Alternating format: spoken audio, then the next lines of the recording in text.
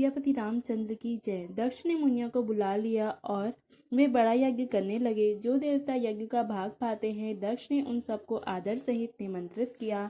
दक्ष का निमंत्रण पाकर किन्नर, नाग, सिद्ध, गंधर्व और सब देवता अपनी अपनी स्त्रियों सहित चले। विष्णु, ब्रह्मा और महादेव जी को छोड़कर सभी देवता अपना अपना विमान सजा कर चले। सती जी ने देखा, अनेक प्रकार के सुंदर विमान आकाश में चले जा रहे हैं। देव सुंदरियां मधुर गान कर रही हैं, जिन्हें सुनकर मुनियों का ध्यान छूट जाता है। सती जी ने विमानों में देवताओं के जाने का कारण पूछा, तब शिव जी ने सब बातें बताई।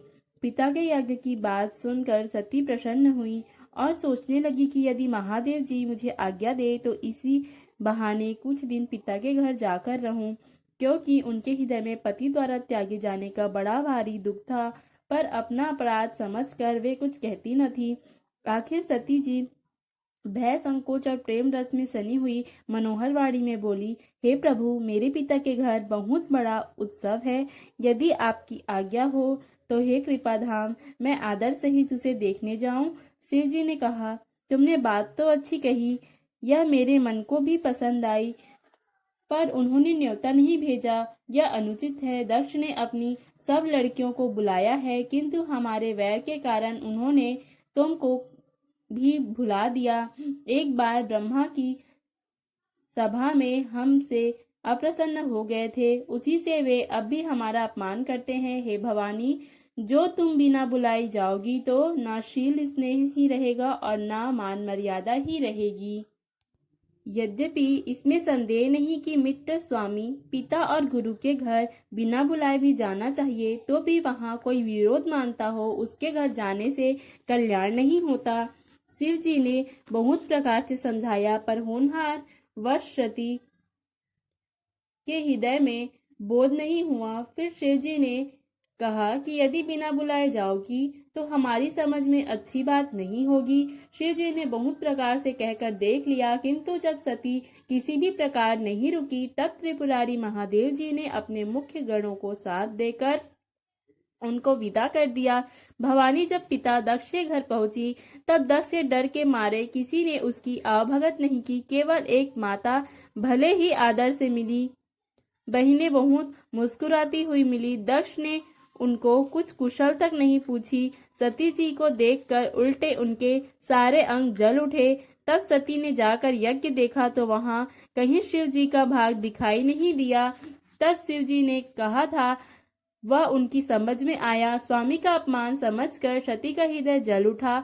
पिछला पति परित्याग का दुख उनके हृदय में उतना नहीं व्यापा था जितना महान दुख इस समय पति अपमान के कारण हुआ। यद्यपि जगत में अनेक प्रकार के दारुण दुख है, तथापि जाति अपमान सबसे बढ़कर कठिन है। यह समझकर सती जी को बड़ा क्रोध हो आया। माता ने उन्हें बहुत प्रकार से समझाया बुझाया, परंतु उनसे शिव जी का अपमान सहा नहीं गया। इससे उनके हृदय में कुछ भी प्रबोध नहीं हुआ। तब वे सारी सभा को हठ पूर्वक डांट कर क्रोध भरे वचन बोली, हे सभासदों और सब मुनीश्वरों, सुनो, जिन लोगों ने यहाँ शिव जी की निंदा की या सुनी है, उन सबको उसका फल तुरंत ही मिलेगा और मेरे पिता दक्ष भी भली भांति पछताएंगे। जहाँ संत शिव जी और लक्ष्मीपति विष्णु भगवान की निंदा सुनी जाए, वहाँ ऐसी मर्यादा है कि यदि अपना वश चले तो उसकी निंदा करने वालों की जीभ काट ले, और नहीं तो कान मूंद कर वहां से भाग जाए। त्रिपुर दैत्य को मारने वाले भगवान महेश्वर संपूर्ण जगत के आत्मा है। वे जगत पिता और सबका हित करने वाले हैं। मेरा मंद बुद्धि पिता उनकी निंदा करता है और मेरा यह शरीर दक्ष की ही वीर से उत्पन्न है। इसलिए चंद्रमा को ललाट पर धारण करने वाले वृषकेतु शिव जी को हृदय में धारण करके मैं इस शरीर को तुरंत ही त्याग दूंगी। ऐसा कहकर सती जी ने योगाग्नि में अपना शरीर भस्म कर डाला। सारी यज्ञशाला में हाहाकार मच गया। सती का मरण सुनकर शिव जी के गढ़ यज्ञ विध्वंस करने लगे। यज्ञ विध्वंस होते देख मुनीश्वर भृगु जी ने उसकी रक्षा की। ये सब समाचार शिव जी को मिले, तब उन्होंने क्रोध करके वीरभद्र को भेजा। उन्होंने वहां जाकर यज्ञ विध्वंस कर डाला और सब देवताओं को यथोचित फल अर्थात दंड दिया। दक्ष की जगत प्रसिद्धि वही गति हुई जो शिवद्रोही की हुआ करती है। यह इतिहास सारा संसार जानता है, इसलिए मैंने संक्षेप में ही वर्णन किया। सती ने मरते समय भगवान हरि से यह वर मांगा कि मेरा जन्म जन्म में शिव जी के चरणों में अनुराग रहे। इसी कारण उन्होंने हिमाचल के घर जाकर पार्वती के शरीर रूप में जन्म लिया। जब से उमा जी हिमाचल के घर जन्मी, तब से वहां सारी सिद्धियां और संपत्तियां छा गई। मुनियों ने जहां तहां सुंदर आश्रम बना लिए और हिमाचल ले उनको उचित स्थान दिए। उस सुंदर पर्वत पर बहुत प्रकार के सब नए नए वृक्ष सदा पुष्प फल युक्त हो गए और वहां बहुत तरह की मड़ियों की खाने प्रकट हो गई। सारी नदियों में पवित्र जल बहता है और पक्षी पशु भ्रमर सभी सुखी रहते हैं। सब जीवों ने अपना स्वाभाविक वैर छोड़ दिया और पर्वत पर सभी परस्पर प्रेम करते हैं।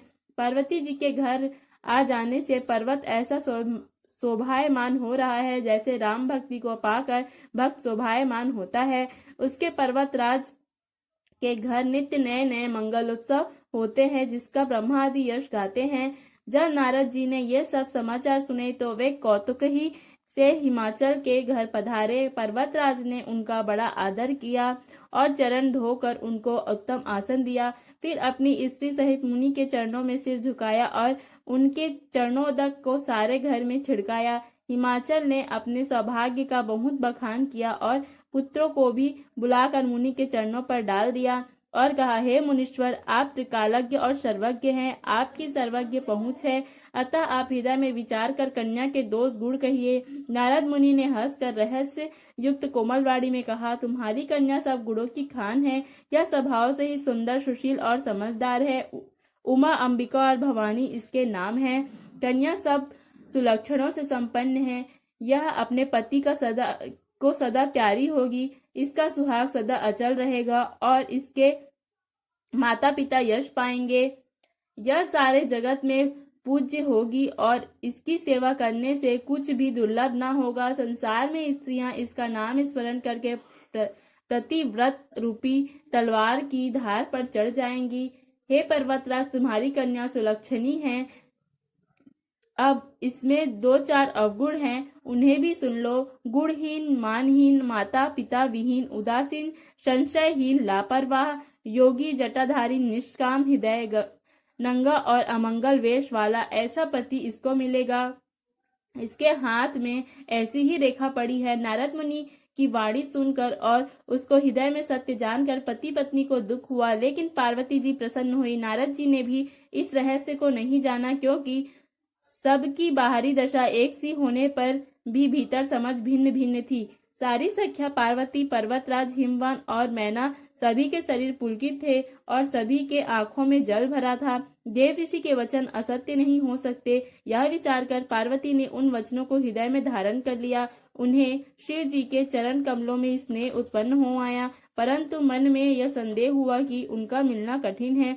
अवसर ठीक न जानकर उमा ने अपने प्रेम को छिपा लिया और फिर वे सखी की गोद में जाकर बैठ गईं।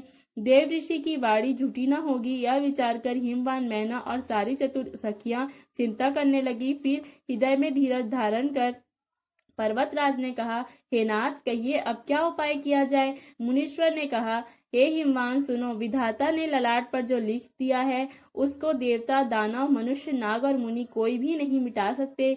तो भी एक उपाय मैं बताता हूँ, यदि देव सहायता करे तो वह सिद्ध हो सकता है। उमा को वर तो निसंदेह वैसा ही मिलेगा जैसा मैंने तुम्हें सामने वर्णन किया, परंतु मैंने वर के जो दोष बताए हैं, मेरे अनुमान से वे सभी शिव जी में हैं। यदि शिव जी के साथ विवाह हो जाए तो दोषों को भी सब लोग गुणों के समान ही कहेंगे। जैसे विष्णु भगवान शेषनाग की शैया पर सोते हैं तो भी पंडित लोग उनको कोई दोष नहीं लगाते।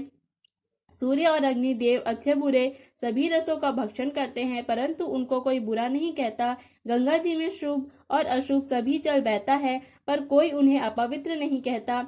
सूर्य, अग्नि और गंगा जी की भांति समर्थ को कुछ दोष नहीं लगता। यदि मूर्ख मनुष्य ज्ञान के अभिमान से इस प्रकार होड़ करते हैं तो वे कल्प भर के लिए नरक में पड़ते हैं। भला कहीं जीव भी ईश्वर के समान हो सकता है? गंगा जल से भी बनाई हुई मदिरा को जानकर संत लोग कभी उसका पान नहीं करते, पर वही गंगा जी में मिल जाने पर जैसे पवित्र हो जाती है, ईश्वर और जीव में भी वैसा ही भेद है। शिव जी सहज ही समर्थ हैं, क्योंकि वे भगवान हैं, इसलिए इस विवाह में सब प्रकार कल्याण है। परंतु महादेव जी की आराधना बड़ी कठिन है, फिर भी क्लेश तप करने से वे बहुत जल्द संतुष्ट हो जाते हैं। यदि तुम्हारी कन्या तप करे तो त्रिपुरारी महादेव जी होनहार को मिटा सकते हैं। यद्यपि संसार में वर अनेक हैं, पर इसके लिए शिव जी को छोड़कर दूसरा वर नहीं है। शिव जी वर देने वाले, शरणागतों के दुख का नाश करने वाले, कृपा के समुद्र और सेवकों के मन को प्रसन्न करने वाले हैं। शिव जी की आराधना किए बिना करोड़ों योग और तप जप करने पर भी वांछित फल नहीं मिलता। ऐसा कहकर भगवान का स्मरण करके नारद जी ने पार्वती जी को आशीर्वाद दिया। हे पर्वतराज, तुम संदेह का त्याग कर दो, अब यह कल्याण ही होगा। जो कहकर नारद मुनि ब्रह्मलोक को चले गए। अब आगे जो चरित्र हुआ उसे सुनो। पति को एकांत में पाकर मैना ने कहा, हे नाथ, मैंने मुनि के वचनों का अर्थ नहीं समझा। जो हमारी कन्या के अनुकूल घर, वर और कुल उत्तम हो तो विवाह कीजिए, नहीं तो लड़की चाहे कुंवारी ही रहे। मैं अयोग्य वर के साथ उसका विवाह नहीं करना चाहती, क्योंकि हे स्वामी, पार्वती मुझको प्राणों के समान प्यारी है। यदि पार्वती के योग्य वर ना मिला तो सब लोग कहेंगे कि पर्वत स्वभाव से ही जड़ मूर्ख होते हैं। हे स्वामी, इस बात को विचार कर ही विवाह कीजिएगा, जिसमें फिर पीछे हृदय में संताप न हो। इस प्रकार कहकर मैना पति के चरणों पर मस्तक रख कर गिर पड़ी। तब हिमावन ने प्रेम से कहा, चाहे चंद्रमा में अग्नि प्रकट हो जाए, पर नारद जी के वचन झूठे नहीं हो सकते। हे प्रिय, सब सोच छोड़कर श्री भगवान का स्मरण करो, जिन्होंने पार्वती को रचा है वे ही कल्याण करेंगे। अब यदि तुम्हें कन्या पर प्रेम है तो जाकर उसे यह शिक्षा दो कि वह ऐसा तप करे जिससे शिव जी मिल जाएं। दूसरे उपाय से यह कलेश नहीं मिटेगा। नारद जी के वचन रहस्य से युक्त और सकारण है, और शिव जी समस्त सुंदर गुणों के भंडार है। यह विचार कर तुम मिथ्या संदेह को छोड़ दो। शिव जी सभी तरह से निष्कलंक हैं। पति के वचन सुनकर मन में प्रसन्न होकर मैना उठकर तुरंत पार्वती के पास गई। पार्वती को देखकर उनकी आंखों में आंसू आ गए। उसे स्नेह के साथ गोद में बिठा लिया, फिर बार बार उन्हें हृदय से लगाने लगी। प्रेम से मैना का गला भर आया, कुछ कहा नहीं जाता। जगत जननी भवानी जी तो सर्वज्ञ ठहरी। माता के मन की दशा को जानकर वे माता को सुख देने वाली कोमल वाणी में बोली, माँ सुन, मैं तुझे सुनाती हूँ। मैंने ऐसा स्वप्न देखा है कि मुझे एक सुंदर गौरवर्ण श्रेष्ठ ब्राह्मण ने ऐसा उपदेश दिया है। हे पार्वती, नारद जी ने जो कहा है उसे सत्य समझकर तू जाकर तप कर। फिर यह बात तेरे माता पिता को भी अच्छी लगी है। तप सुख देने वाला है और दुख दोष का नाश करने वाला है। तप के बल से ही ब्रह्मा संसार को रचते हैं, और तप के बल से ही विष्णु सारे जगत का पालन करते हैं।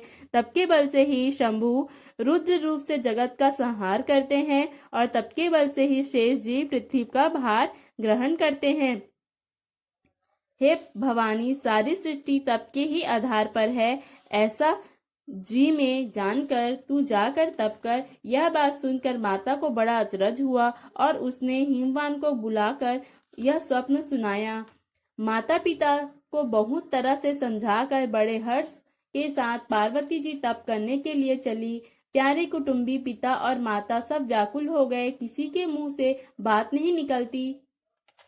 तब वेद शिरा मुनि ने आकर सबको समझा कर कहा। पार्वती जी की महिमा सुनकर सबको समाधान हो गया। प्राणपति शिव जी के चरणों को हृदय में धारण करके पार्वती जी वन में जाकर तप करने लगी। पार्वती जी का अत्यंत सुकुमार शरीर तप के योग्य नहीं था, तो भी पति के चरणों का स्मरण करके उन्होंने सब भोगों को त्याज दिया। स्वामी के चरणों में नित्य नया अनुराग उत्पन्न होने लगा, और तब में ऐसा मन लगा कि शरीर की सारी सुध-बुध बिसर गई। 1000 वर्ष तक उन्होंने मूल और फल खाए, फिर 100 वर्ष साग खाकर बिताए। कुछ दिन जल और वायु का भोजन किया, फिर कुछ दिन कठोर उपवास किए। जो बेलपत्र सूखकर पृथ्वी पर गिरते थे, 3000 वर्ष तक उन्हीं को खाया। फिर सूखे पत्ते पर्ण भी छोड़ दिए। तभी पार्वती का नाम अपर्णा हुआ। तब से उमा का शरीर क्षीण देखकर आकाश से गंभीर ब्रह्मवाणी हुई, हे पर्वतराज की कुमारी, सुन, तेरा मनोरथ सफल हुआ। तू अब सारे सह कलेशों को अर्थात कठिन तप को त्याग दे। अब तुझे शिवजी मिलेंगे। हे भवानी, धीर मुनि और ज्ञानी बहुत हुए हैं, पर ऐसा कठोर तप किसी ने नहीं किया। अब तू इस श्रेष्ठ ब्रह्मा की वाणी को सदा सत्य और निरंतर पवित्र जानकर अपने हृदय में धारण कर। जब तेरे पिता बुलाने को आए तब हट छोड़कर चली जाना, और जब तुम्हें सप्तऋषि मिले तब इस वाणी को ठीक समझना। इस प्रकार आकाश से कही हुई ब्रह्मा की वाणी को सुनते ही पार्वती जी प्रसन्न हो गई और उनका शरीर पुलकित हो गया। याज्ञवल्क्य जी भारद्वाज जी से बोले कि मैंने पार्वती का सुंदर चरित्र सुनाया, अब शिव जी का सुहावना चरित्र सुनो। जब से सती जी ने जाकर शरीर त्याग किया, तब से शिव जी ने मन में वैराग्य हो गया। वे सदा श्री रघुनाथ जी का नाम जपने लगे और वहां जहां तहां श्री रामचंद्र जी के गुणों की कथाएं सुनने लगे। चिदानंद सुख के धाम मोह मद और काम से रहे शिव जी संपूर्ण लोकों को आनंद देने वाले भगवान श्री हरि श्री रामचंद्र जी को हृदय में धारण कर भगवान के ध्यान में मस्त हुए पृथ्वी पर विचरने लगे। वे कहीं मुनियों को ज्ञान का उपदेश करते और कहीं श्री रामचंद्र जी के गुणों का वर्णन करते थे। यद्यपि सुजान शिव जी निष्काम है, तो भी वे भगवान अपने भक्त अर्थात सती के वियोग के दुख से दुखी